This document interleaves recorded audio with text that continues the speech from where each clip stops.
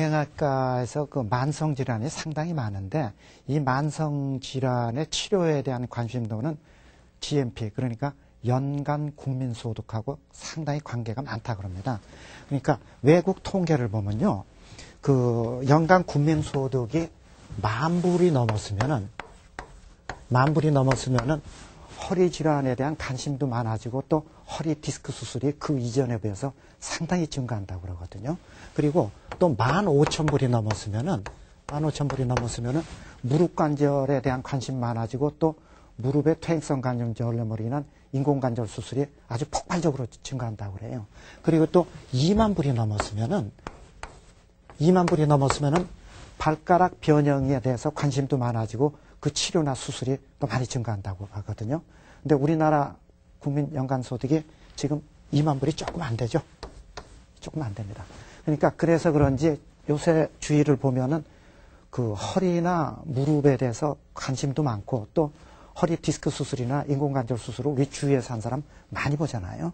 그러니까 이 통계가 맞다면, 외국 통계가 맞다면 우리나라도 곧 20,000불이 넘었을 테니까 곧 아마 엄지발가락 변형이나 발가락의 이상이나 이에 대해서 관심 많아지고 수술 많아지리라 이런 예상 가능하거든요. 그래서 오늘은 그 발가락의 변형, 그 중에서도 엄지발가락 변형인 무지외반증이거든요. 무지외반증에 대해서 이해에 걸쳐서 자세히 설명드리도록 하겠습니다. 무지외반증, 그러면 그렇게 낯익은 병은 아니거든요. 그런데 여러 설명을 필요 없이 지금 이 보여드린 사진을 보면 무지외반증이 무슨 병인지 금방 이해하실 수 있습니다. 자, 이렇게 무지외반증 환자의 사진인데 발가락이 되게 못생겼거든요, 우선. 그러니까는 엄지발가락의 내측이 이렇게 바깥으로 튀어나왔습니다. 그리고 그 아랫부위는 밖으로 휘어져 있거든요. 그리고 엄지발가락이 이렇게 휘어져 있으니까 둘째 발가락은 엄지발가락에 밀려가지고 이렇게 틀려 있습니다. 그러니까 이렇게 못생긴 발가락은 무지외반증이라고 하는데 실제 여러분 중에서도 이런 정도는 아니더라도 이와 비슷한 발가락 모양 가지신 분 생각보다 여러 분 계십니다. 이렇게 무지외반증은 발가락이 바깥으로 휘어지고 그렇게 되니까는 엄지발가락의 내측부가 이렇게 튀어나오게 되고 그러니까 신발을 신으실 때 이 부위가 신발에 의해서 압박을 받을 수밖에 없거든요. 그러니까 이 부위가 후진살이 베겨요. 그리고 그것 때문에 통증이 발생합니다. 이런 증상하고 모양을 가진 발가락을 무지외반증이라고 얘기하거든요. 근데 무지외반증을 이해하려면 먼저 엄지발가락의 구조하고 기능이 어떻게 생겼는지 먼저 파악할 필요가 있습니다. 한번 그 다음 사진 볼까요? 자, 정상 사람의 발의 모습입니다. 이 뼈를 중족골이라 그러고요. 첫 번째 엄지발가락입니다. 그 아랫부위를 그냥 발가락뼈라고 하는데 발가락뼈는 두세 개의 지골로 이루어져 있거든요. 그래서 이 중족골하고 엄지발가락 사이에 각도가 있습니다. 이 각도가, 미세한 각도가. 그러면 그 다음 사진 한번 볼까요? 자, 엄지발가락, 정상인의 엄지발가락 모습, 무지외반증 환자의 엄지발가락의 모습이거든요. 보면 그 차이 금방 아실 수 있잖아요. 좀 전에 설명드린 중족골이 우선 내측으로 틀어져 있어요. 내반 변형이라 그러거든요. 그리고 그 아랫부위에 발가락뼈는 외반 변형이라 해서 외측으로 확 틀어져 있습니다. 그리고 이 중족골하고 발가락뼈 사이에 이 관절이 보이는데 이 관절이 중족지관절이라 그러는데 중족지관절이 정상인에 비해서 훨씬 각도가 바깥으로 틀어져 있습니다. 자, 그러면은 이게 무지외반증의 엑스레이의 모습이거든요. 그러면은 이런 발가락의 모습을 가지고 있으니까 신발을 신을 때 이 부위가 압박 안 받으면 이상하거든요. 압박 받을 수밖에 없습니다. 그러니까 여기가 굳은 살 베기고 아프고 신발 신을 때 불편하고 그런 증상이 나타날 수밖에 없거든요. 그 다음 사진 한번 볼까요? 자, 정상 발가락 무지외반증 발가락 모습입니다. 앞에서 자른 단면이거든요. 앞에서 자른 단면. 이렇게 보시면 알겠지만은 정상인은 발가락을 움직이는 힘줄이나 구조물이 발바닥, 발등을 통과하고 있는 게 보여요. 근데 무지외반증 환자는 발가락이 이렇게 밖으로 휘어지는 변형이 발생하니까 이 발가락을 움직이는 힘줄이 제자리에 있지 못하고 옆으로 이동하게 됩니다. 그렇게 되면 어떤 일이 벌어지냐면은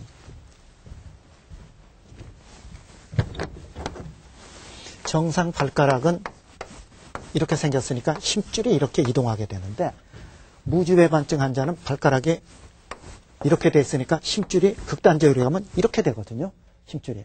그렇게 되니까는 움직일 때마다 이 힘줄이 정상적으로 작용하지 못하고 옆으로 작용하니까 이런 식으로 잡아당기니까 이 각도는 점점 틀어질 수밖에 없거든요. 그러니까 무지외반증은 일단 변형이 시작될수록 자꾸 변형은 진행될 수밖에 없다는 뜻입니다. 진행될 수밖에. 그러니까 지금 설명드린 걸로 무지외반증은 어떤 질환이고 그리고 발가락 구조는 대강 어느 정도 생겼는지 대강 이해하셨잖아요. 그러면은 무지외반증 환자는 어느 정도인가, 얼마나 많은 사람이 무지외반증으로 고생을 한번 살펴볼 필요가 있거든요.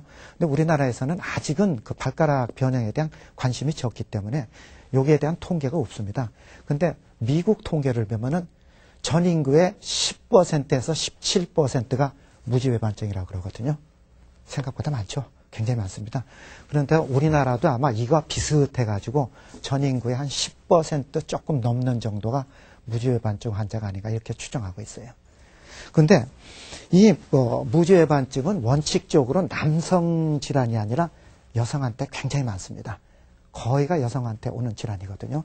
그러면 왜 여성한테 그렇게 많고 그리고 남자는 드문 병인지 한번 살펴볼 필요가 있거든요. 이 무지외반증의 발병 원인은 선천적 요인하고 후천적 요인이 복합적으로 작용해서 발생한다고 생각되거든요. 후천적 요인으로는 하이힐처럼 뒤축이 높고 앞이 뾰족한 신발이 원인이라고 그러거든요. 자, 그러면 한번 지금 사진 볼까요? 이런 정상적인 발가락이라도 이렇게 하이힐처럼 뒤축이 높고 앞이 뾰족한 신발을 신으면 발가락이 이렇게 바깥으로 틀어질 수밖에 없습니다. 그러니까 여기 계신 분들도 이게 하이힐 신은 분 많이 계시잖아요. 이렇게 앞뻗쳐가고. 이런 게 후천적 요인의 무지외반증 발병 원인입니다. 그 다음에 선천적 요인으로는 부모님 중에 한 분이 무지외반증 환자면은 그 자손은 무지외반증 발병 가능성이 아주 높다고 되어 있습니다. 그리고 또 평발도 발병 가능성이 많고 또 벌어진 발에서도 무지외반증이 많이 발생한다고 그러거든요. 그러니까 평발은 납작발이니까 뭐 어떤 변형인지 아실 테고 그 넓적한 발이 어떤 거냐면은 다음 사진 볼까요? 이쪽이 정상 발가락이고 이쪽이 벌어진 발의 발가락입니다. 언뜻 보면 큰 차이가 없어 보이지만은 이 발가락 사이의 간격을 보면 무슨 말인지 알거든요. 특히 이 네 번째, 다섯 번째 발가락 사이가 확실히 벌어져 있어요.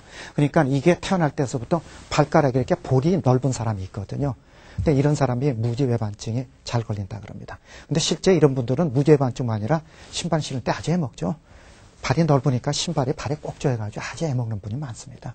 하여튼 이렇게 선천적 요인으로는 부모님 중에 한 분이 무지외반증이라든가 평발이거나 벌어진 발에서 이런 무지외반증이 잘 걸리는 거니까 이거를 합쳐서 종합해 보면은 20, 30대의 젊은 여성분이 하이힐같이 뒤축이 높고 앞이 뾰족한 신발을 많이 신는데 부모님 중에 한 분이 무지외반증이 있을 때 이 병이 특히 많이 잘 걸린다.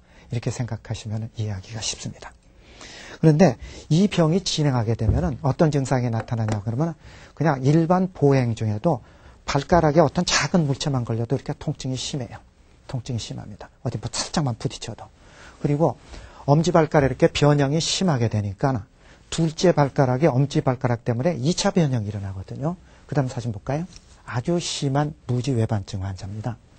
엄지발가락이 이렇게 심하게 밖으로 휘어져 버리니까 이 엄지발가락 때문에 밀려가지고 둘째 발가락이 위로 들려버릴 수밖에 없거든요. 들려버리니까는 둘째 발가락이 이렇게 갈퀴 모양으로 이렇게 휘어집니다. 휘어지니까 이런 식의 둘째 발가락이 되니까 이 발가락 또한 신발을 신으면은 발등하고 이 발바닥 쪽이 특히 발등 쪽이 이게 신발에 눌려가지고 견뎌나지 못하거든요. 그러니까 여기가 굳은 살백이고 심한 통증이 옵니다. 이분은 워낙 무지외반증이 심해가지고서는 둘째 발가락뿐 아니라 셋째, 넷째 발가락도 아주 변형이 뒤따라왔잖아요. 아주 심한 무지외반증 환자입니다. 자, 그러니까 지금까지 설명으로 무지외반증은 어떤 병이고 그 발생 원인은 어떻게 생기고 그건 이제 어느 정도 이해가 됐었잖아요.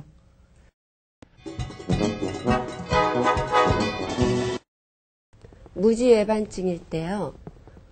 운동화를 신으면 증상이 심해지는 걸 막을 수 있나요? 예, 그러니까 부분적 맞는 말씀이거든요. 그러니까 무지외반증의 그 발병 원인이다. 생기는 원인이 좀 전에 제가 설명드린 대로 두 가지 원인이라고 그랬잖아요. 선천적 원인하고 후천적 요인이다. 선천적 요인이라는 거는 어차피 부모님한테서 물려받은 거니까는 본인 힘으로 어떻게 뭐 좋게 한다, 나쁘게 한다 할 수 있는 능력이 없습니다. 그건 뭐 타고난 거니까. 그런데 후천적 요인은 본인이 노력하면은 부분적으로 개선이 가능하거든요. 그러니까 가장 아까 좀 전에 얘기 드렸지만 가장 많은 요인이 그 하이힐 같이 뒤축이 높고 앞이 이렇게 뾰족한 신발이 주 원인이라 그랬잖아요. 그러니까는 하이힐 말고 앞이 이렇게 넓적한 신발을 신게 되면은 발가락이 이렇게 조이지 않고 엄지 발가락이 밀리지 않거든요. 밀리지 않기 때문에 엄지발이 편안해져 가지고서는 무지외반증의 부분적인 개선은 가능합니다. 그런데 문제는 무지외반증이 일단 발생을 하면은 아까 말씀드린 대로 이게 힘줄의 작용 반향 때문에 일단 무지외반증이 이렇게 바깥으로 틀어지면은 계속 변형은 진행될 수밖에 없다고 얘기 드렸잖아요. 그러니까는 이런 식으로 운동화나 이런 같이 앞발이 이렇게 편안하고 넓적한 신발을 신으시면은 일시적으로는 호전이 될지 모르지만은 증상은 호전될지는 모르지만 이렇게 외반 변형된 거는 결국 교정이 안 돼요. 교정이 안 되기 때문에 어느 정도 수준을 넘었으면은 결국은 수술할 수밖에 없습니다. 수술할 수밖에. 그러니까 그 일시적이지만은 그 편안하게 한다. 그 다음에 좀 덜 아프게 한다. 그런 데는 하이힐보다는 상당한 효과가 있습니다. 발 모양은 무지외반증이지만 통증이 없는 경우도 무지외반증이라고 부르나요? 지금 아주 정확하게 그 요점을 꼽아서 질문해 주셨는데 이번 두 번째 그 무지외반증의 진단하고 치료를 설명하는 시간에 또 추가로 설명드릴 예정입니다. 근데 무지외반증이라는 그 정의죠. 정확한 진단명은 그 두 가지 때문에 그러거든요. 환자의 증상하고 발가락의 변형입니다. 두 가지가 같이 동시에 합쳐지면 무지외반증이라고 얘기를 하거든요. 그런데 실제로 발가락은 지금 설명드린 대로 이렇게 바깥으로 휘어지는 변형은 발생했지만은 실제로 여기에 배기지도 않고 증상이 없는 사람도 꽤 있습니다. 꽤 있어요. 그렇지만은 무지외반증이라고 이야기를 할 수밖에 없지만은 이런 분들은 그렇게 적극적인 치료가 필요 없다는 뜻이죠. 그러니까 무지외반증이 약간 엑스레이의 각도에 의해서는 있지만은 증상이 없는 사람도 꽤 많습니다. 꽤 많습니다. 그런 분은 치료하지 않으셔도 돼요. 치료 안 하셔도 됩니다. 자, 또 그 다음 질문 계신가요? 네, 선생님 수술을 하면 예쁜 발로 될 수 있습니까? 그 무지외반증이라는 병 자체가 발가락이 이렇게 심하게 휘어져서 변형된 거니까 수술이라든가 치료 목적도 변형된 발가락을 정상으로 교정시켜주는 수술이거든요. 그러니까는 정상적으로 교정되면은 이쁜 발이 될 수밖에 없습니다. 이쁜 발이. 그러니까는 무지외반증의 수술이라는 게 결국 발가락 변형 교정술이고 그 다음에 발가락의 변형이 교정이 되면은 이쁜 발이 될 수밖에 없어요. 그런데 제가 다음 시간에 또 설명드리면서 강조해 드리겠지만은 그 무지외반증을 수술하는 목적이 아프고 불편하고 신발 신기가 힘들고 그래서 수술하는 경우도 많지만은 또 어떤 분들은 발가락이 너무 보기 싫고 그러니까 발가락을 이쁘게 하는 목적도 있고 또 어떤 분들은 발가락이 신발 신기가 힘들어서 하이힐을 제대로 신고 싶어서 무지외반증 수술하는 사람들도 꽤 있습니다. 근데 문제는 뭐냐면은 무지외반증을 수술해가지고 발가락을 진짜 지금 말씀드린 대로 예쁜 발로 만들어 줬는데도 불구하고 그 중에 반 가까이는 하이힐을 신는데 아주 상당히 지장받는 경우가 많거든요. 그러니까 아주 쉽게 말하면 무지외반증은 발가락 변형이 교정이 돼도 하이힐을 신기는 문제가 있습니다. 그렇기 때문에 예쁜 발은 될 수 있을지 모르지만은 하이힐 신는 데는 한 반 정도는 지장을 받는다. 그렇게 이해하시면 되는 거거든요.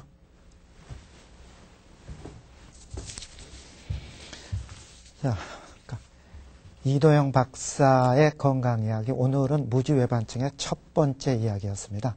그러니까 지금까지 무지외반증의 발생 원인, 그리고 그 증상에 대해서 설명드렸거든요.